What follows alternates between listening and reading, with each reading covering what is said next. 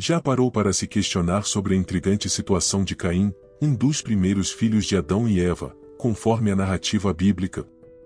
Como ele teria uma esposa e, mais perplexo ainda, como teria gerado um filho, considerando Adão e Eva como os únicos progenitores da humanidade? Ao examinar as entrelinhas da Bíblia, desvendaremos as respostas sobre esse enigma misterioso. Então, desde já, convido a se inscrever no canal, deixar seu like e embarcar conosco nessa intrigante descoberta. Caim, uma figura central nas narrativas bíblicas, é apresentado como o primogênito de Adão e Eva, marcando os primórdios da humanidade. Seu relacionamento com Abel, seu irmão mais novo, torna-se crucial no episódio do sacrifício a Deus. Em um ato de devoção, ambos oferecem seus produtos a Deus, mas a aceitação divina recai exclusivamente sobre as ofertas de Abel, deixando-as de Caim rejeitadas. A razão para a recusa divina permanece enigmática, gerando interpretações diversas ao longo dos séculos. Alguns especulam sobre a natureza das ofertas, enquanto outros sugerem uma possível atitude negativa no coração de Caim como fator determinante. A rejeição incita uma crescente amargura em Caim, culminando na primeira tragédia humana registrada na Bíblia. Movido por ciúmes e ira, Caim comete o terrível ato de fratricídio, tirando a vida de Abel. Este evento, além de ser a primeira manifestação da fragilidade humana e da gravidade do pecado, repercute através das páginas da história, deixando uma marca indelével na narrativa bíblica como um alerta sobre as consequências das escolhas humanas. Deus responde a Caim com um castigo, a ira divina se manifesta ao amaldiçoar Caim e marcá-lo, tornando-o um sinal visível de sua transgressão. Essa marca, embora não seja claramente descrita na Bíblia, simboliza a separação e a carga do pecado que Caim carregaria consigo. O castigo de Deus não se limita apenas à maldição física, ele se estende às consequências psicológicas e emocionais. Caim é condenado a vagar como um andarilho na solidão, afastando-se da presença divina. Esse exílio o deixa à mercê da própria consciência, carregando o peso de sua escolha nefasta. A solidão de Caim, agora distante de Deus e da convivência humana, reflete a profundidade da separação causada pelo pecado. O andarilho solitário torna-se um símbolo da alienação espiritual e emocional, uma consequência direta de suas ações.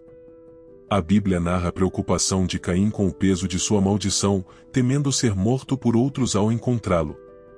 Em resposta a essa apreensão, Deus coloca uma marca sobre Caim, garantindo sua proteção contra qualquer vingança mortal. Este ato divino não apenas preserva a vida de Caim, mas também simboliza a misericórdia divina. Em meio às consequências de suas ações, surge o questionamento: quem seriam esses outros o que Caim tanto temia? Caim e Abel não seriam os únicos filhos de Adão e Eva. Calma, meu jovem gafanhoto, mais à frente você encontrará as respostas para essas perguntas. Vamos prosseguir para o capítulo 4, versículos 16 e 17. Descobrimos que, mesmo vagando como um andarilho, Caim encontra uma mulher e estabelece uma relação conjugal. Dessa união, nasce um filho chamado Enoque, marcando o início de uma nova geração descendente de Caim. Surpreendentemente, Caim não apenas sobrevive ao castigo divino, mas também se estabelece de maneira notável. Ele decide construir uma cidade e a nomeia em homenagem ao seu filho Enoque.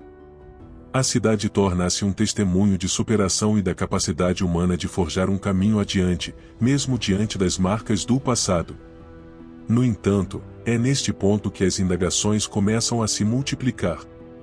O texto bíblico omite detalhes explícitos sobre como e com quem Caim estabeleceu sua relação conjugal.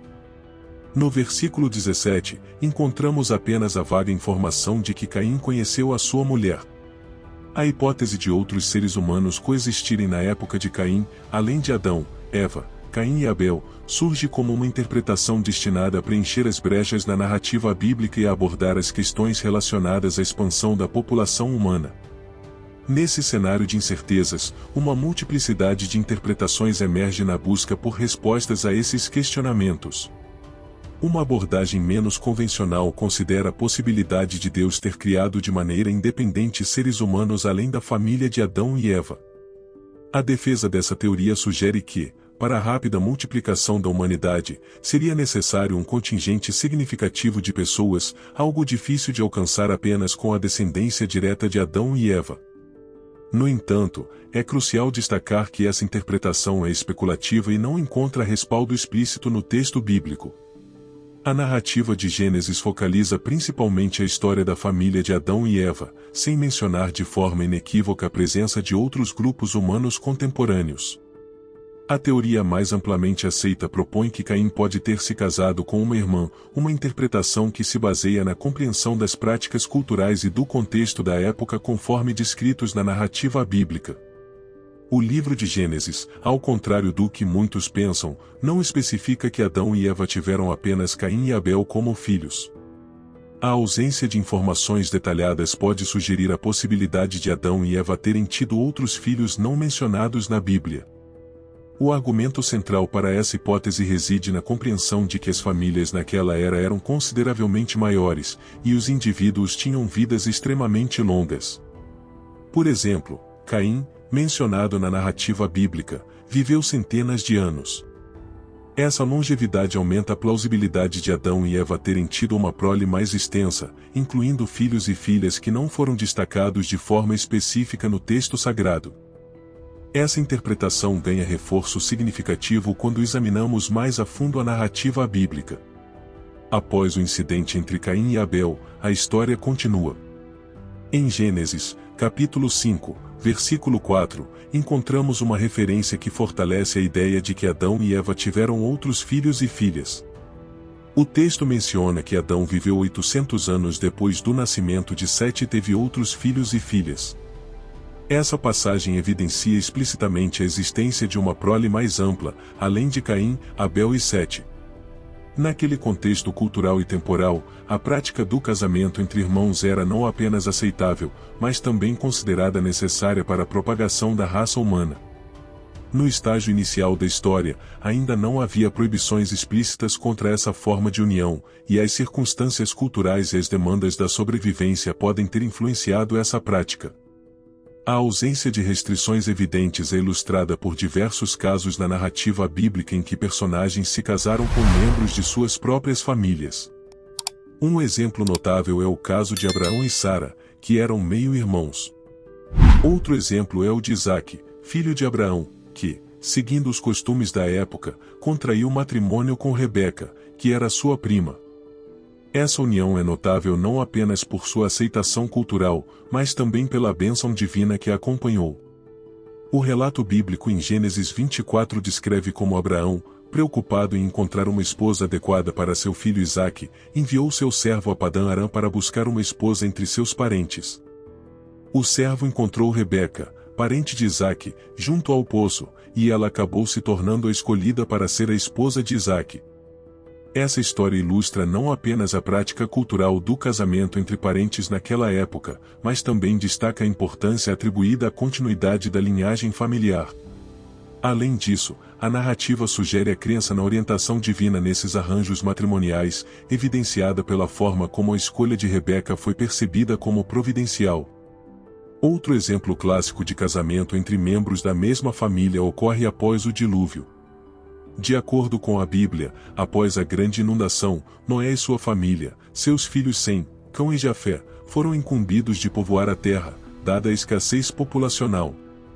Após o dilúvio, os filhos de Noé não tiveram outra opção senão casar-se entre si, ou até mesmo com suas próprias irmãs, para cumprir o mandato divino de multiplicar-se e povoar a terra novamente. A Bíblia, em Gênesis, capítulo 9, destaca a responsabilidade de Noé e sua família de repovoar a terra e de restabelecer a humanidade, cumprindo o propósito divino. Isso justificaria tais uniões dentro da perspectiva daquela época.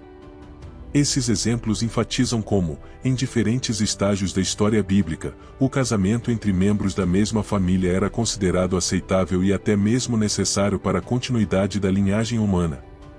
Após eventos extraordinários, é intrigante observar que as leis contra o casamento entre parentes, como as estabelecidas na lei mosaica, surgiram consideravelmente mais tarde, aproximadamente 2500 anos após a criação de Adão e Eva, marcando um ponto significativo na evolução das práticas matrimoniais.